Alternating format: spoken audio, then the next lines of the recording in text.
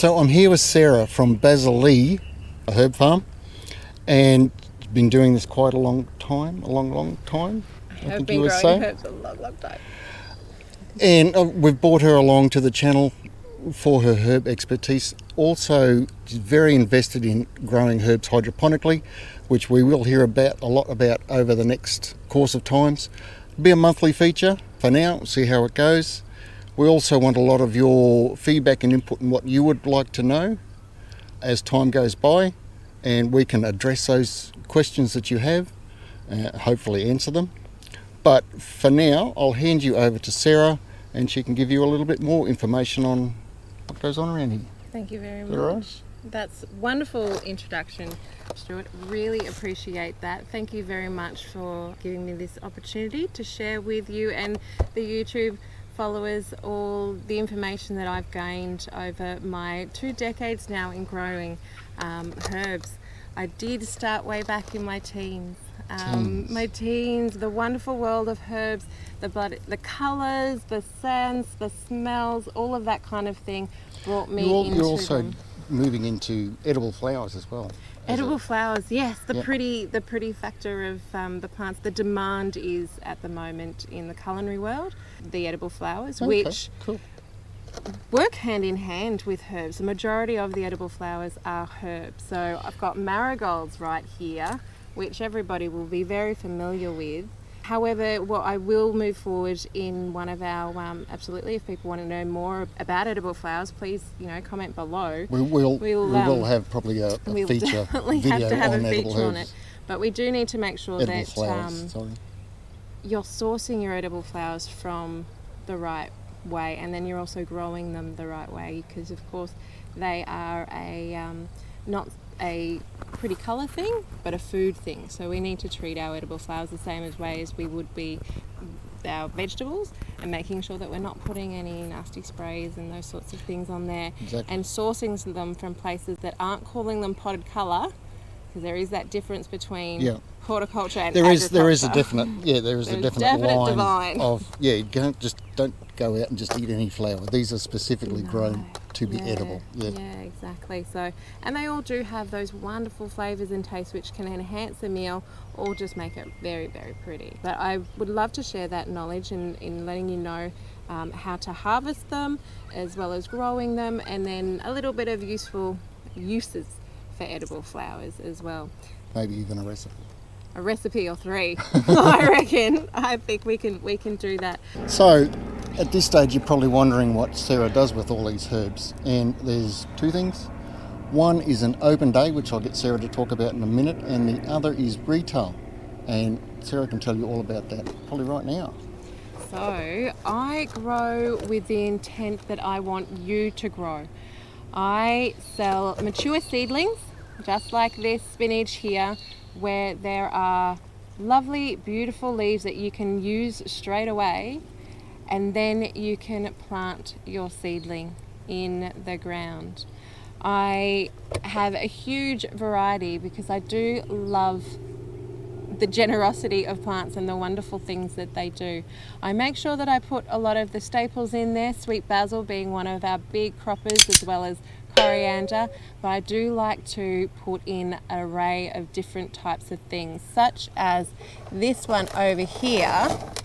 Now, I think most people would be very familiar about marigolds, and wonderful marigolds they are, but they do end up dying off because they are annual plants. This one here is a Mexican marigold or a perennial marigold. So wonderful different things that we can put into our garden that will provide us with the benefits of herbs as well as edible flowers. So this is a flower on this one. This is a flower on this one. Can you smell that?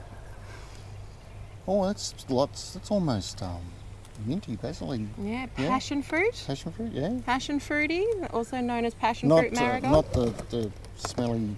Not the stelly stinky, no.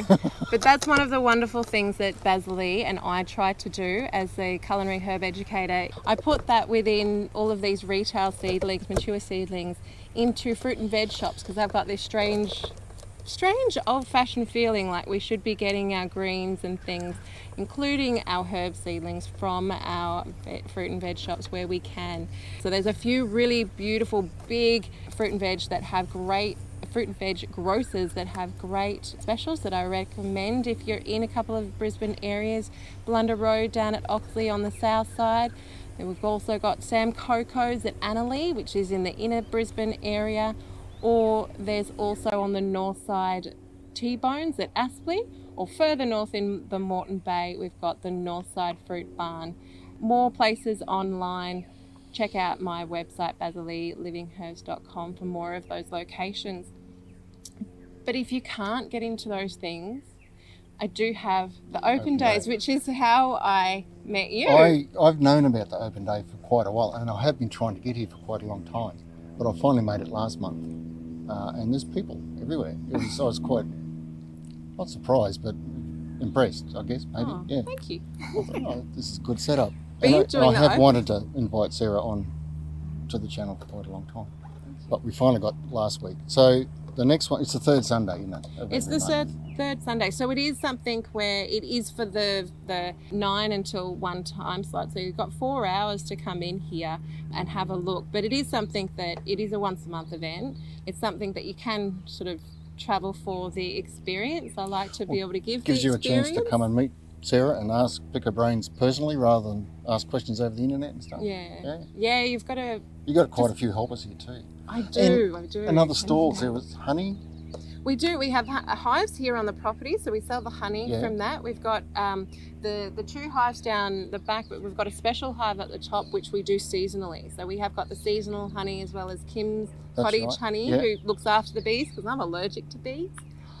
That's not good. I'm allergic to bees, but I need them, you know. We're all veggie growers here and we need the pollinators in all of their forms. So what's wonderful, as well as the European honeybees, we've got Harold here with his beehives, the native beehives, and the display. So he's actually got 3 varieties of native bee. If you didn't realise there was more than one type of stingless bee, there's 3 that he has demonstration hives where you can actually have a look and see how they're making. Good day to bring the kids down as well. Not just to come and buy herbs. Yeah, no, it's a bit of a morning. Yeah, and morning we're ramping up to Christmas, so at the next site we'll have a few little local handmade product stalls for, you know, teachers and small gifts for people at the end of the year.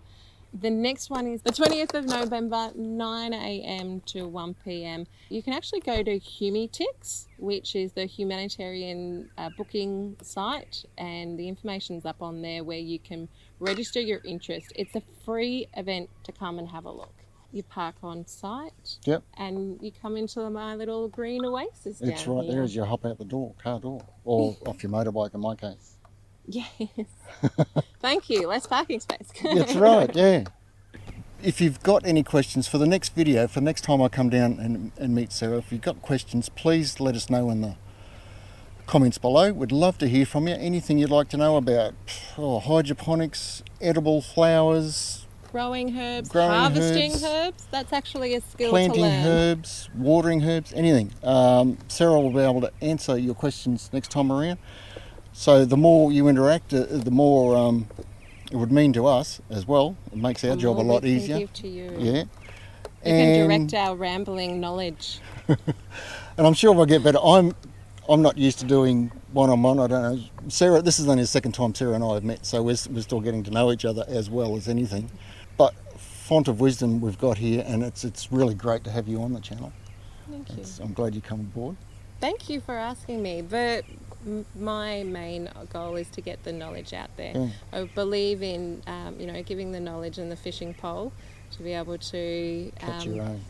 because the essence of gardening is observing and taking the lessons from what you see around the gardens and the experiences that you have. If you can learn from other people's experiences to help you work out what's happening in your garden, I'm happy to help out there. Super. All right. If you enjoyed this video, please like and subscribe. And I'll see you in the next video. Cheers and bye for now. Thank you. See ya.